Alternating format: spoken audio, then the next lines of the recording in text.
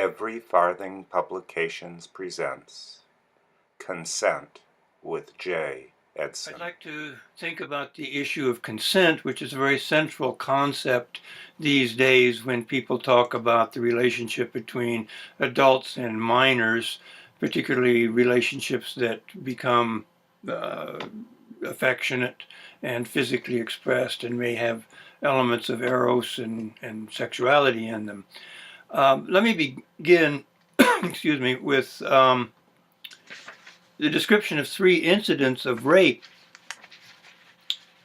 that I take from a book called Positive Memories by Rivas, which can be found on the website Every Farthing. The website, it's the website of Every Farthing Publications, but it's called You Are Your Story. The first is a guy who is named James here. I think the names have been altered to provide confidentiality, but in any case, he's called James, and it describes his relationship. It says, James first felt sexually aroused by other males at the age of 6 and had his first sex at 8 with a peer. At 11, he befriended a neighbor man to whom he gave many signals, hoping for sex to occur. Eventually it did, which made him feel very proud and closer to the man. Over the next 3 years, he visited the man regularly, often secretly to avoid the possibility of his parents ending the relationship.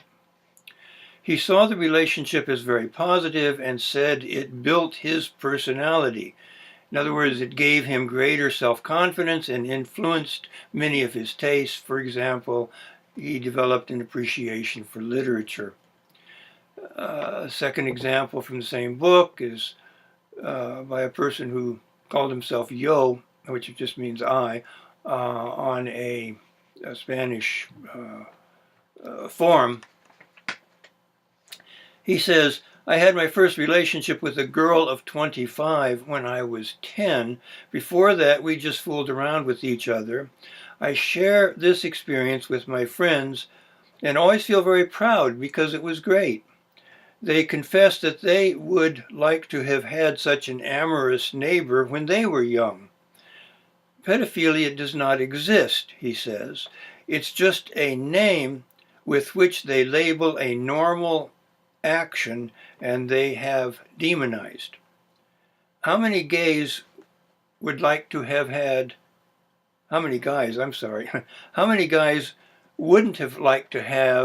an experience like mine?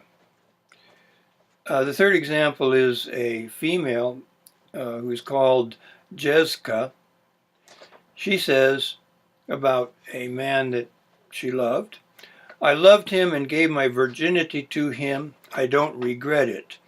It wasn't all romantic, but it was what we both wanted, and to this day I'm still glad I gave it to him, because 4 years later I am still with him, and I am pleased to say that we are engaged and we love each other like crazy.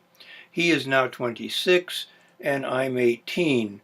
We live together, and after I finish college we are going to have children. So she's 18 now. That was 4 years ago. She was 14 at the time this relationship began, and he apparently was 22. So those are 3 examples of rape. Why do I call these examples of rape? Because clearly they were mutually desired relationships. But at this point, relationships of this sort are called rape. The reason primarily for this has to do with the notion of what is and is not consensual and the meaning of this term. Therefore, it's worth our giving some thought to what do we really mean by the term consensual. We say this relationship was consensual. Consent can have, at this point, 3 different meanings. First of all is the ordinary meaning that you or I would normally mean by the term, which means that we both say, yes, this is something we would like. It means mutually desired. It means mutually entered into willingly. So that's the most common understanding of the term. That's the ordinary term, a concept that most people would have when the term was used. The second definition, though, might be the legal one. Sex between minors and adults is illegal. Therefore, it's not allowed, and in that sense, it's not consensual. It's not, the children cannot consent to this. An adult cannot consent to this. Nobody can consent to a relationship between a minor and an adult because it's illegal. And that simply means it's illegal. Well, if by consent we mean legal as opposed to illegal, then no relationship between a minor and an adult is consensual on either person's part. That isn't what usually is meant by the term by ordinary people using it in everyday language, but that is a possible meaning, I suppose. But there's a third meaning, which is even a bit more confusing, really, and that is using the term consent to mean something like informed consent. According to this definition, which is applied now to the whole business of relationships between adults and children, children cannot consent because they do not understand the possible consequences of their activities. So that the term means to be able to understand the consequences of one's decisions and one's activities. Without that understanding, there is no consent. And this is the concept that is used when many people are saying, well, children can't consent to sex, in face of the obvious fact that using the ordinary definition of the term, they obviously can and frequently do. So if we examine this third definition, which means knowing the consequences of one's action, which entails at least knowing the consequences of one's actions, then really nobody can consent to anything. Do we know what the consequences will be of choosing to marry a particular person, of choosing to get a particular job, of moving to this or that part of the country, to, well, what might be the consequences of deciding to get into the car and go to the grocery store or to another town or to go visit a friend. We never know the consequences of our actions. That's called the human condition. So to say that one must know the consequences of one's action in order to consent to something becomes rather absurd if we look at it from that point of view. And yet this is what's expected. A 13-year-old must know the consequences, the probable consequences of engaging in a sexual relationship, say, with an 18-year-old, or it's not consensual. Well, of course, he doesn't know what the consequences will be. So from that point of view, no sex between, well, really, no sex between any two people is consensual, but certainly not between children and adults.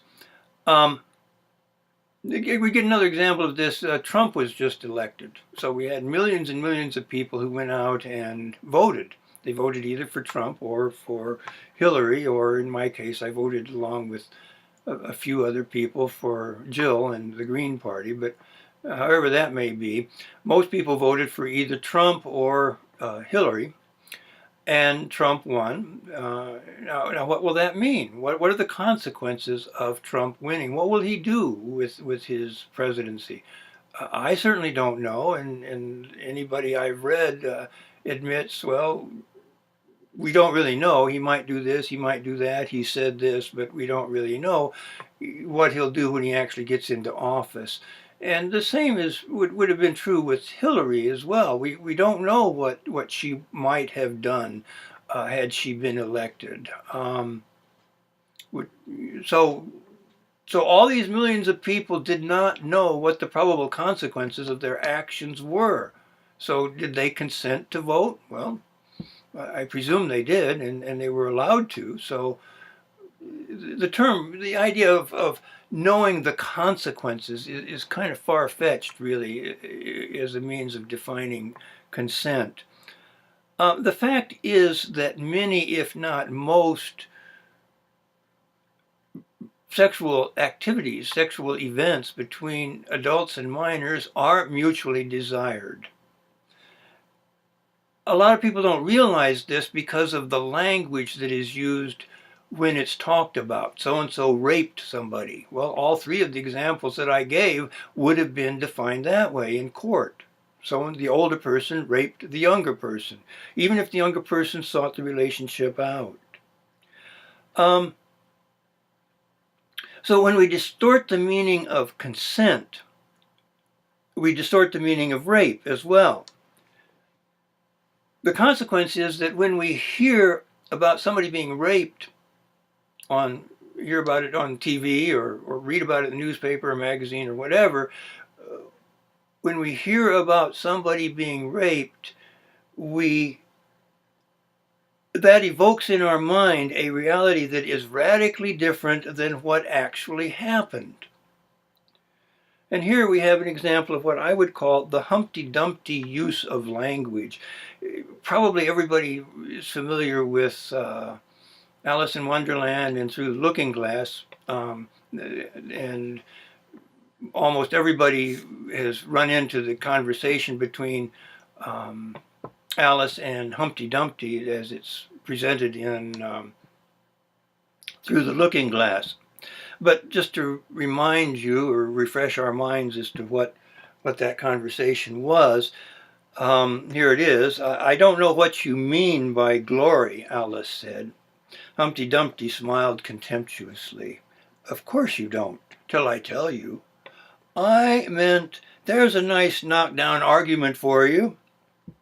But glory doesn't mean a nice knockdown argument, Alice objected. When I use a word, Humpty Dumpty said in a rather scornful tone, it means just what I choose it to mean, neither more nor less. The question is, said Alice, whether you can make words mean so many different things. The question is, said Humpty Dumpty, which is to be master, that's all.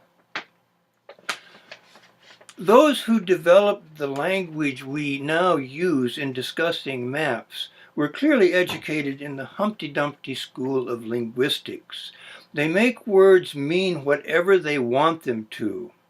Specifically, they redefine words so that they will serve their political agendas. With maps, society has created a language that deliberately obscures rather than clarifies what is actually happening. So I leave you with a question. Would it make sense when we are discussing what sort of social policy we should have with regard to maps, or with regard to any other issues for that matter, would it make sense that we should use words that are clear and mean just what they seem to?